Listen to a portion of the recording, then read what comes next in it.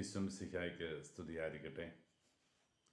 വിശുദ്ധ മർക്കോസിൻ്റെ സുവിശേഷം അതിൻ്റെ 4-ാമത്തെ അധ്യായം 10 മുതൽ 20 വരെയുള്ള വാക്യങ്ങളാണ് നാം ഇന്ന് ധ്യാന വിഷയമാക്കുന്നത്.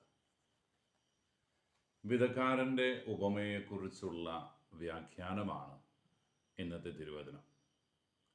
അതിന് തൊട്ടു മുമ്പായിട്ട് ഉപമകളിലൂടെ ഈശോ സംസാരിക്കുന്നതിൻ്റെ ലക്ഷ്യം അവിടുന്ന് നമുക്ക് പറഞ്ഞു നൽകുന്നുണ്ട്. ദൈവരാജ്യത്തിൻ്റെ രഹസ്യങ്ങൾ അവിടുന്ന് എല്ലാവർക്കും ഒരുപോലെ വെളിപ്പെടുത്തി കൊടുക്കാൻ ആഗ്രഹിക്കുന്നില്ല. അത് പിതാവിൻ്റെ തിരുവിഷ്ടം നിറവേറ്റുന്ന അവിടുത്തെ പ്രിയപ്പെട്ട ശിഷ്യന്മാർക്ക് രഹസ്യമായി വെളിപ്പെടുത്തി കൊടുത്തുകൊണ്ട് ദൈവരാജ്യത്തിൻ്റെ വക്താക്കളായി അവരെ അവതരിപ്പിക്കുന്നു. ദൈവരാജ്യത്തിൻ്റെ സ്പോക്സ് പേഴ്സൺസായിട്ട് അവരെ നിയോഗിക്കുന്നു. പരിശുദ്ധാത്മാവ് വരുവോളം ഈ രഹസ്യങ്ങളൊക്കെ വളരെ കുറച്ച് പേർക്ക് മാത്രം വെളിപ്പെടുത്തി കൊടുക്കുന്ന ദൈവത്തിൻ്റെ നിഗൂഢമായ ഒരു പദ്ധതി നമ്മുടെ മുമ്പിൽ അനാവരണം ചെയ്യുകയാണ്.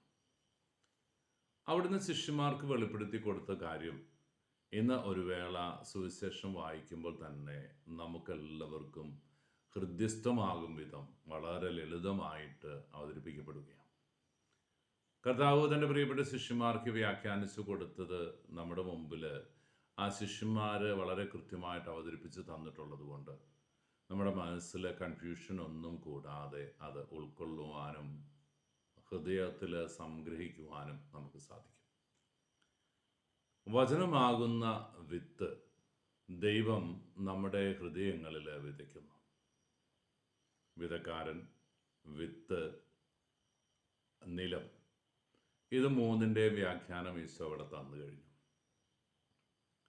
വിതയ്ക്കപ്പെട്ട നിലത്തിൻ്റെ പ്രത്യേകത അതാണ് വിളവിനെ പല ലെവലിൽ എത്തിക്കുന്നത് എന്ന് നമുക്കറിയാം. വിതയ്ക്കപ്പെടുന്ന വിത്ത് പതിക്കുന്ന സ്ഥലം മനുഷ്യഹൃദയമാണ് എന്ന് ഈശോ സൂചിപ്പിക്കുമ്പോൾ ആ ഹൃദയത്തിൻ്റെ 4 തലങ്ങളാണ് ഇവിടെ അവതരിപ്പിക്കപ്പെട്ടിരിക്കുന്നത്. ഒന്ന്, അതിർവരമ്പുകളില്ലാതെ തുറന്നിട്ടിരിക്കുന്ന ഒരു ഇടം. അവിടെ സ്വകാര്യതകളില്ല, അവിടെ എല്ലാം തുറന്നു കിടക്കുക. ആർക്കും എപ്പോഴും കയറി ഇറങ്ങി, നല്ല മലയാള ഭാഷയിൽ പറഞ്ഞാൽ കയറി നിരങ്ങാവുന്ന സ്ഥലം. അവിടെ തമ്പുരാന് ഒരു പ്രത്യേക ഇടമില്ല. എൻ്റെ വായനകൾക്ക് പ്രത്യേക ഇടമില്ല, പരിമിതികളില്ല. എൻ്റെ ഹൃദയത്തിലേക്ക് കടന്നു വരുന്ന വിത്തുകൾക്ക് പരിമിതിയില്ല. ഏത് വിത്തും ആർക്കും വിതയ്ക്കാം, ആർക്ക് വേണേ കൊത്തിക്കൊണ്ടു പോകാം.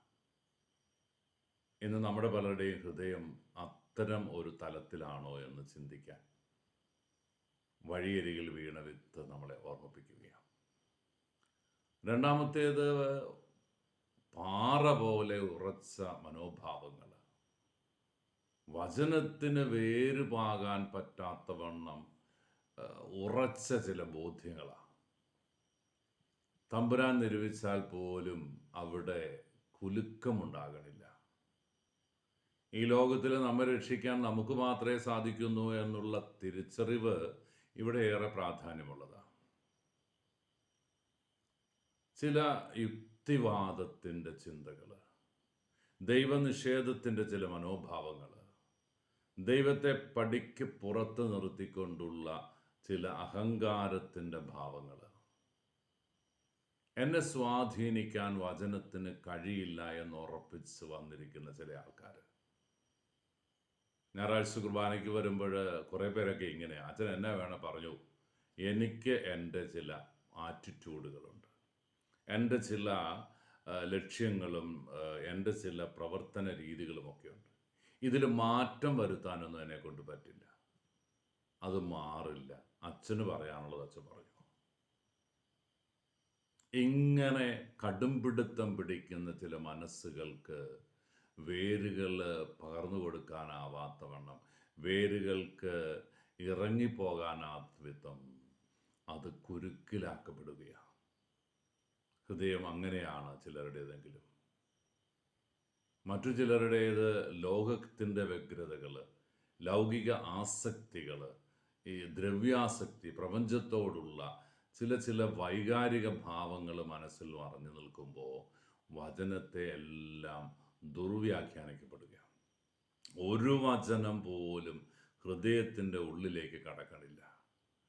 വിരിഞ്ഞ് വളർന്ന് ഉയർന്നു വരുന്ന വചനത്തെ ഞെരുക്കിക്കളയുന്ന ചില മനോഭാവങ്ങൾ.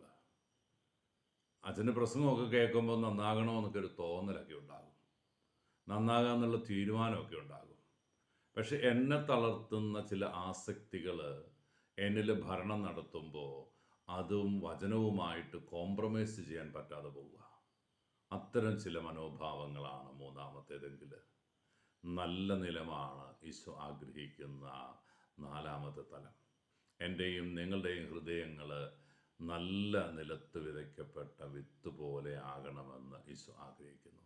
എൻ്റെ ഹൃദയതലം ഫലപുഷ്ടമായ നന്മ നിറഞ്ഞ കല്ലുകളില്ലാത്ത മുള്ളുകളില്ലാത്ത അനുഗ്രഹത്തിൻ്റെ പറുദീസയായിട്ട് മാറണം.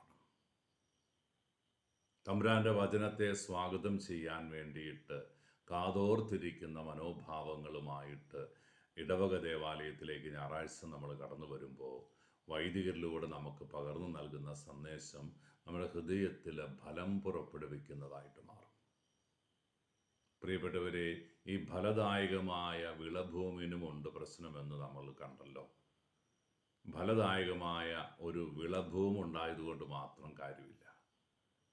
എൻ്റെ ഹൃദയത്തിൽ വിതയ്ക്കുന്ന വിത്തിനെ അത് വേരുവാകിക്കോട്ടെ, വളർന്നോട്ടെ എന്ന് ചിന്തിക്കുന്ന മനോഭാവമല്ല ഈശോ ആഗ്രഹിക്കുന്നത്. മണ്ണിന് വളം കൊടുത്ത്, ജലം കൊടുത്ത്, തണൽ കൊടുത്ത് വളർന്നു വരാനുള്ള സാഹചര്യങ്ങൾ ഒരുക്കി കൊടുക്കാൻ നമുക്ക് സാധിക്കണം.